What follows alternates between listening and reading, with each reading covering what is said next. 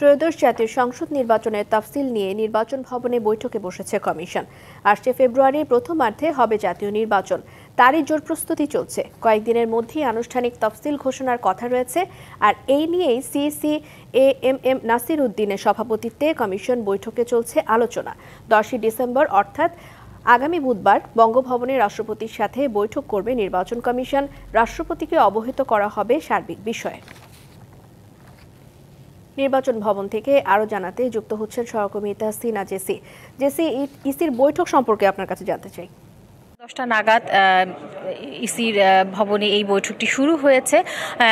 প্রধান নির্বাচন commissioner AMM Nasir উদ্দিনের সভাপতিত্বে নির্বাচন কমিশনের ঊর্ধ্বতন কর্মকর্তারা এই বৈঠকে যোগ দিয়েছেন এবং আসলে এই বৈঠকটি খুবই গুরুত্বপূর্ণ, কারণ আগামী ত্রয়োদশ জাতীয় সংসদ নির্বাচনের তফসিল কবে ঘোষণা হতে পারে এবং গণভোটের প্রস্তুতি সবকিছু মিলে যে সার্বিক প্রস্তুতি, সেটি নিয়ে কিন্তু আজকের এই বৈঠকটি। আমরা নির্বাচন কমিশনের কর্মকর্তাদের সাথে কথা বলেছি এবং তারা বলছিলেন যে নির্বাচনের কিছু প্রস্তুতি থাকে তফসিল ঘোষণার আগে এবং কিছু প্রস্তুতি থাকে তফসিল ঘোষণার পরে, এবং তফসিল ঘোষণার আগে যে প্রস্তুতি সেগুলো ইতিমধ্যেই নির্বাচন কমিশন সম্পন্ন করেছে। এবং নির্বাচন কমিশনের যে একটি রেওয়াজ থাকে যে নির্বাচনের তফসিল ঘোষণার আগে তারা প্রধান নির্বাচন কমিশনার রাষ্ট্রপতির কাছে গিয়ে নির্বাচনের সার্বিক প্রস্তুতি সম্পর্কে অবহিত করে থাকেন।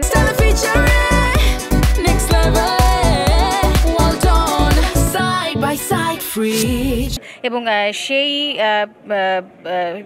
অবহিতকরণের বিষয়টি আগামী 10ই ডিসেম্বর প্রধান নির্বাচন কমিশনার রাষ্ট্রপতির সঙ্গে সাক্ষাৎ করবেন বলে জানা গেছে। এবং রাষ্ট্রপতির সাথে সাক্ষাতের পরই কিন্তু নির্বাচনের তফসিল ঘোষণা করা হয়ে থাকে।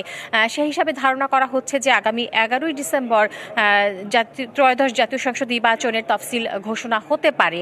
এবং সে কারণে আজকের এই বৈঠকটিতে কিন্তু জাতীয় নির্বাচনের যে তফসিল ঘোষণার যে দিনক্ষণ, সেই দিনক্ষণ সম্পর্কে আলোচনা হবে, পর্যালোচনা হবে, গণভোটের বিষয়ের যে সার্বিক প্রস্তুতি সেটি নিয়ে আলোচনা হবে।